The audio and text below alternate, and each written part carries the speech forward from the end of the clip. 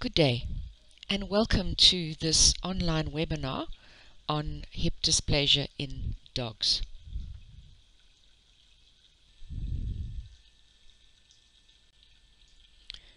My name is Tanya Grantham, and I'm a veterinary surgeon qualified at Onderstepoort in South Africa. I worked in my own small animal hospital for 13 years. After that, I locumed and enhanced my skill set, branching into acupuncture and physical rehabilitation, among other things. In 2009, I opened Animal Health and Hydro in Benoni, which caters for rehabilitation and the management of pain in dogs and cats. So what does hip dysplasia actually mean? The word dysplasia is derived from Greek, plasia meaning formation, dys meaning mal. Therefore, a malformation of the hip. In real terms, there's an instability of the hip joint, so the ball does not fit properly into the socket. And this change begins already at a very early age in dogs, as we'll see later. Because the two parts of the joint do not fit snugly, the ball cannot place pressure into the socket during normal growth and development, and therefore the socket does not deepen. The soft tissues, so that's the muscles and the ligaments, are lax and they do not stabilize the joint effectively. And so the joint is not in a normal phase in which it can actually develop as it should. AETIOPATHOGENESIS is a very fancy word for what causes a disease. There is definitely a genetic component to hip dysplasia, but there are many genes involved, not only one. And the genes differ for every breed. This means that the expression of the genes is highly variable in each individual dog. And because of this is a huge challenge when trying to control hip dysplasia in dog populations, because there is no pattern. Hip dysplasia still persists at the same levels in recorded populations as it did 20 years ago, and that's a very worrying factor. Continuing with the etiopathogenesis, or what actually causes hip dysplasia, there are many factors which contribute to the expression of hip dysplasia, and there's quite a long list, and here they are: the reproductive status of the dog, the age of the dog, the body condition, so that is, is it lean or is it carrying too much weight, the conformation, so what is the shape of the dog, the diet, are you feeding too much, too little? Is the diet itself balanced? What's the calcium-phosphorus ratio? And then exercise for dogs with hip dysplasia. We'll go into that much later. But too much exercise in a dog which is too young can actually create a big problem, as too little exercise can adversely affect the development of a dog. So there's lots to consider with regards to the expression of hip dysplasia. Regardless of the genetic makeup of an individual dog, all puppies are born with normal hips. Normal hip joints are evident until about 8 weeks of age. If you think about puppy development, at 8 weeks they're still relatively small, but they're beginning to become quite active and they're growing. And as they walk and move, a normal ball will fit snugly into the socket. And so as they walk, the pressure applied by the ball in the socket during weight bearing actually contributes to the deepening and the proper formation of the socket. Now, joint laxity, so a loose, unstable joint, can be present from 12 weeks of age.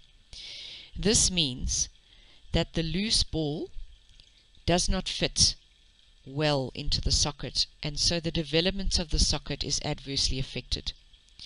The soft tissue should hold the ball in place. It does not. And so we can conclude, and there is research that backs this up, actually research in humans, that soft tissue influences the development of the skeleton or the development of bone. So my question to you is, can we positively influence the soft tissue? That is, to strengthen it so that normal development occurs. If the instability in the hip is undetected in a young puppy, and this is the majority of cases, then the following will develop. And have a look at this age. It's from 2 months to 5 months, so that's from 8 weeks. As the pup grows and becomes heavier and more active, the joint capsule and the ligament, so that's the soft tissue, stretch. The ligament to which I'm referring attaches the ball to the socket and is called the capital ligament.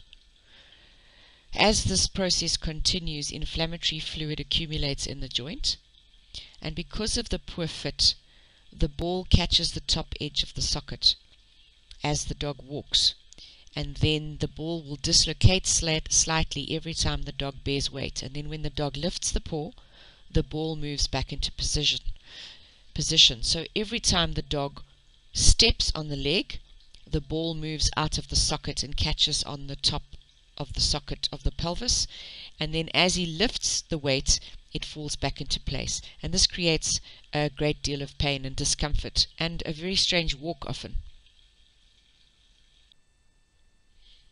As the dog grows and becomes heavier, the joint capsule stretches and the edge of the socket begins to change. We even find microfractures in the top ridge of the socket. Any fractures are painful. If you consider the diagram on this slide, the left picture shows a normal hip, well formed. As the dog steps onto the leg, the pressure from the step is distributed up the femur, up the bone, and then around the entire head of the femur, or the ball. I'm sure you can appreciate how this enhances hip development. In the diagram on the right, there is joint laxity. So as the dog steps onto the leg and the force moves up the femur, the ball moves out of the socket and upwards in the direction of that force. All the pressure falls onto one point, in other words, onto the edge of the socket or the acetabular rim, and that's where the microfractures occur in the soft developing bone. And so the dog continues to grow, and the body's response to these changes is to lay down more bone. The cartilage is damaged because we don't have a nice joint, and the ball remodels or changes its shape, and the end result is osteoarthritis. And osteoarthritis is traditionally what we understand of hip dysplasia. So in the older dogs, and then suddenly they can't get up and they get diagnosed with hip dysplasia, it's because it's the end stage of the disease, which is a severely arthritic hip. Now that you understand how hip dysplasia develops, let's consider some of the factors that influence this, and we begin with nutrition. This quote is taken from research conducted in 2012. Obesity is a major risk factor for orthopedic diseases in dogs, with a greater prevalence of both traumatic and degenerative orthopedic disorders in obese animals, for example, cranial cruciate ligament rupture and intervertebral disc disease. And more research reached this conclusion. There are also reported associations with hip dysplasia and osteoarthritis. Weight reduction can lead to substantial improvement in the degree of lameness shown in dogs with hip osteoarthritis. The question then is your dog overweight? Obesity is defined as a dog carrying more than 15% of its ideal body weight, and there are a few ways to determine body condition, the details of which will be discussed in the full workshop. The truth is that joints are affected by mechanical wear and tear.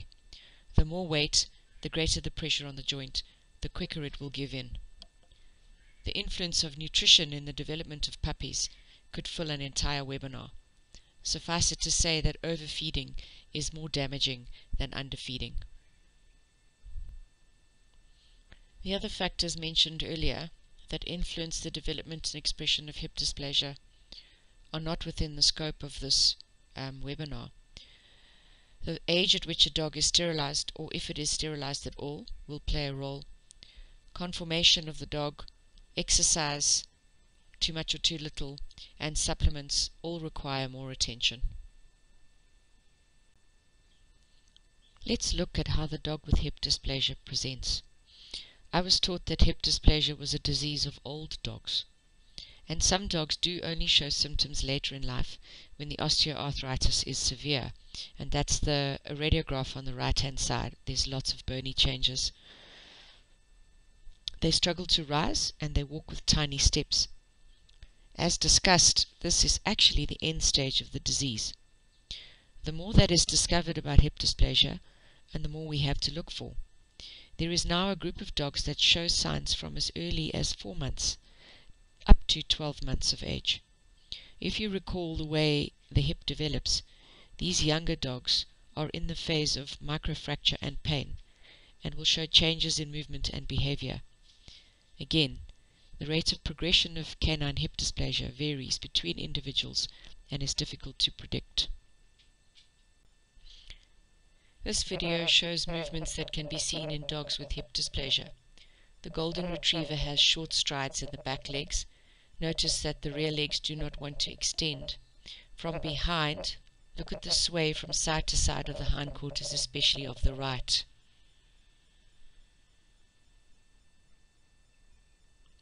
This black Labrador puppy is 5 months old and is very sore.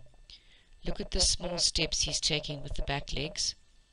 He does not want to extend the hips, and so the hock is overextending in compensation for the poor mobility of the hip joint.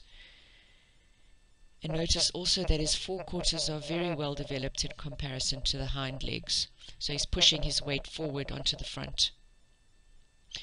The chow cross has small mincing steps behind and looks as though he's walking a tightrope. There's also a lot of lumbar sway from side to side, very similar to the golden retriever.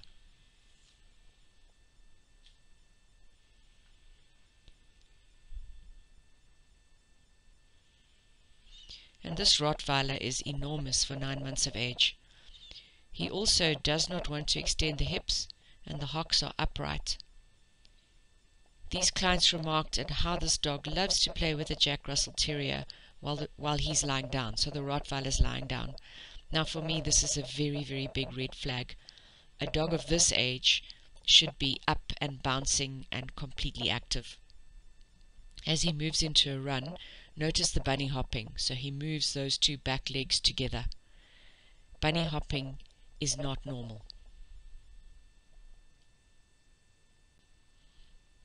So now let me give you a little bit more information, this time about how vets make a diagnosis of hip dysplasia. Vets will look at the movement of the dog, will listen to your history and your concerns, then will palpate or feel for pain, as well as a resistance to the extension of the hip. There are also tests we can perform to look at the stability of the joint. So we actually look for instability. And finally, vets should take x-rays to look for changes that depict hip dysplasia or depicted instability. The instability and the pain can be picked up early, as we've discussed. So please, if you suspect a problem, insist that your vet checks for this at your vaccination consultation, and do not be fobbed off. As you will see, early diagnosis gives many more treatment options and a better opportunity to positively influence the expression of the disease and positively influence it. Now, once we've made the diagnosis, what can we do? So we were traditionally taught surgery is the way to go. So let's look at that first. There are a few choices in young dogs. The first is in dogs under 16 weeks of age. So again, we need to make the diagnosis early. 16 weeks is 4 months. And in this instance, this is the JPS, a juvenile pubic symphydesis, and simply that means we fuse the growth plate at the bottom of the pubis. So that's the bottom of the pelvis, so that that portion stops growing while the top of the pelvis continues. So this means that the top of the socket has more surface area with which to cover the hip, and so we create a more stable hip. Or else, if the dog is under 10 months of age, so before the skeleton and the bones have fused, then the pelvis can be cut in 2 or 3 places. So that's the double or triple of the D or the T of the TPO. And the socket is rotated to cover the ball more completely. And then this segment is plated in that rotated position. So this is called a double or a triple pelvic osteotomy. If the dog is older than 1 year and we have degenerative joint disease, so we have osteoarthritis, then our choices are restricted to what we call salvage procedures. The most common of which is amputation of the femur head. So we remove the ball and then the dog develops a false joint. Now, if this procedure is done properly and the dog is taken to rehabilitation early post-operatively, then the end result is a great reduction in pain. And finally, we have the Rolls-Royce of salvage procedures, which is a total hip replacement. But no webinar on hip dysplasia would be complete without considering physical rehabilitation as a means of assisting with managing the disease. So this quote from Laurie Edge Hughes, who is a physiotherapy that practices in Canada: "The disease is preventable if hip joint congruity is maintained until ossification makes the acetabulum less plastic and the surrounding soft tissues become sufficiently strong to prevent femoral head subluxation. Under normal circumstances, tissue strength and ossification progress sufficiently to prevent the disease by 6 months of age." And what this really means is that we have to keep the joint stable. So we have to keep the ball in the socket and work on strengthening those tissues, the muscles and the ligaments and the capsule that hold that ball in place to stop it from moving in and out of the joint. And the 6 months, we really need to be diagnosing this early so that we can influence the strength and manage it before 6 months of age, because that's when the dog grows at its fastest. So again, it's imperative that we find ways of diagnosing this in the young puppies. And then this quote from another textbook: "The majority of dogs with hip dysplasia can be successfully treated with conservative management, in other words, no surgery, regardless of the initial severity and the progression of the radiographic features." And this quotation is based on research. So if you go to the textbook in the back of this chapter, you will see pages and pages of listings of research that's been done on dogs' responses to physical rehabilitation after they've been diagnosed with hip dysplasia. So there's lots of hope and there's lots of opportunity to assist your dog. In the next few slides, I wish to highlight a few points about the environment and exercise which can have a big effect on dogs with hip dysplasia. If you're looking at a young dog, then there's much that can be achieved before opting for surgery. Conservative management aims to create the best possible environment for pain-free hip function, and pain control takes on a multimodal approach. Now, what does this mean? It means that we may need to embrace many things to reduce the pain. Drugs may be necessary in the short term. Changing your dog's diet may need to happen. What can be adapted in the environment? For example, can we eliminate stairs and slippery surfaces? Can we introduce specific strengthening and mobility exercises, all of which will contribute to slowing down the progression of the degenerative joint disease and the osteoarthritis? If I briefly look at some things to consider, and I begin with the juvenile dog, so that is a dog or a puppy that is from 2 to 12 weeks of age, then there are useful tips that you could use to encourage healthy hip development. And these include looking at the whelping pen or the living area.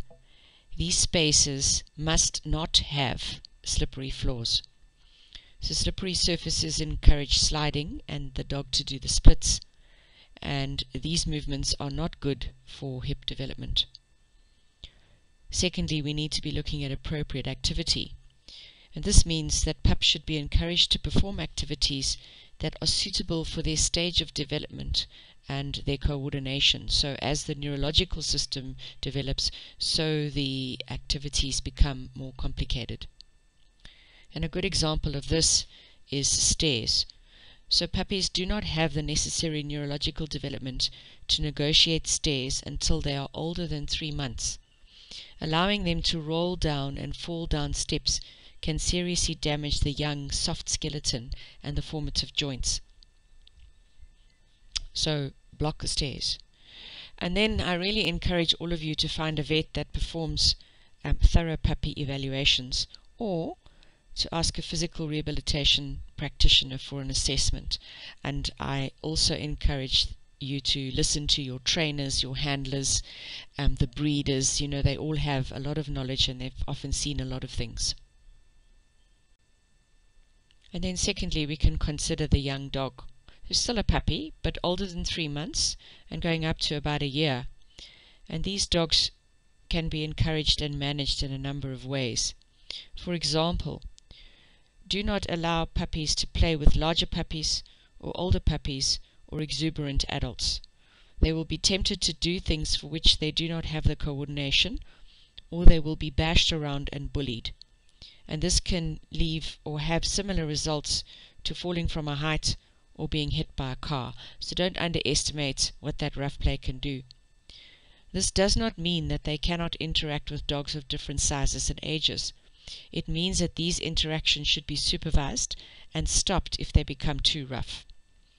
Introduce outings, both for improving socialization skills, but also for exposing your young dog to many different things. This helps to develop resilience. And after 3 months of age, teach your puppy to negotiate stairs. So that means place your pup in a harness so you have a measure of control. Remove the other dogs from the room so they're not going to be interrupted and your puppy can develop confidence on the stairs.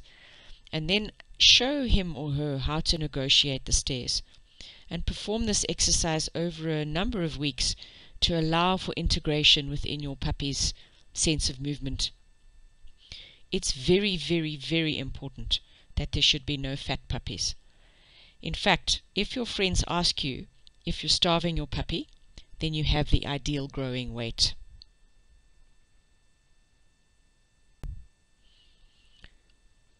All of this discussion leads me to a passion of mine, which is using exercise to positively influence hip dysplasia, or dogs with hip dysplasia.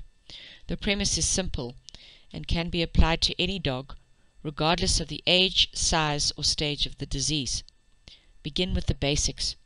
So we must first establish your dog's ability, and then we can build on that. You, as the handler, owner, parent, must understand the purpose of each exercise. For example, this exercise increases hip extension, or this exercise is aimed at strengthening the hamstring group of muscles. Each exercise has different degrees of difficulty. In my opinion, there is so much that can be done, and very few people actually go to the extent of reaching their dog's limit. And I have known dogs with bilateral hip dysplasia that have actually participated in agility competitions. There are many types of exercises, land-based like walking versus hydrotherapy like swimming. We can use functional movements like a sit to a stand as a strengthening exercise. Balance is important and really encourages the activation of core musculature, which enhances stability. Awareness of the back legs is vitally important for dogs with hip dysplasia.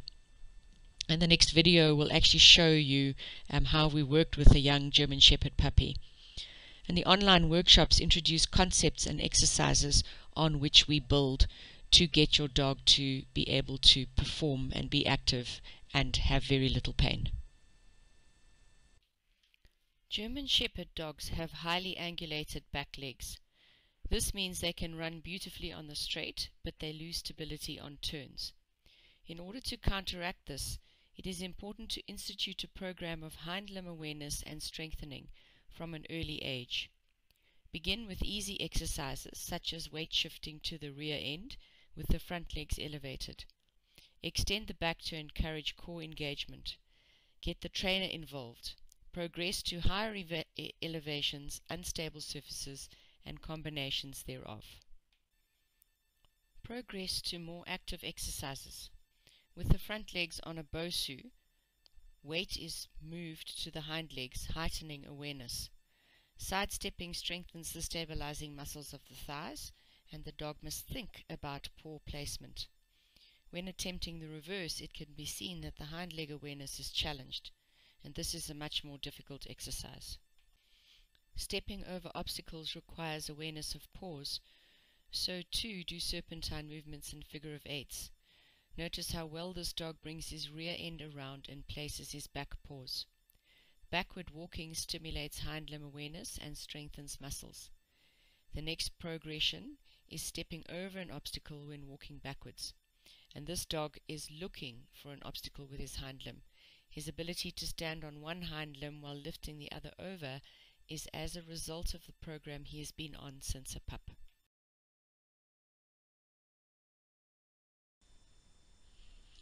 In conclusion, hip dysplasia is not a death sentence. There are many options to manage pain, and there are just as many options to strengthen the supporting soft tissues. Understand that it is a disease condition where degeneration will occur. It's my opinion that by taking control and assisting your dog to continue to move and to strengthen the muscles, you're exerting some control over that progression. So I encourage you to look at a few of these options. One, you can book an assessment with me if you are in Gauteng, and I'll be happy to do a full evaluation on your dog. Alternatively, you can sign up to my online workshops. These take the form of 3 workshops, a beginner, an intermediate, and an advanced. And the workshop is in the format where you'll receive a daily email, Monday to Friday, for a month. And in that email, you will have access to notes, some presentations, videos to assist you with exercising your dog, and you will have access to the videos and to the articles and to the material. So if you only wish to purchase one, it's 350 Rand per workshop, or alternatively you can purchase all 3 for 900 Rand and also obtain a 20-minute Zoom consultation with me. So I hope I hear from you all soon.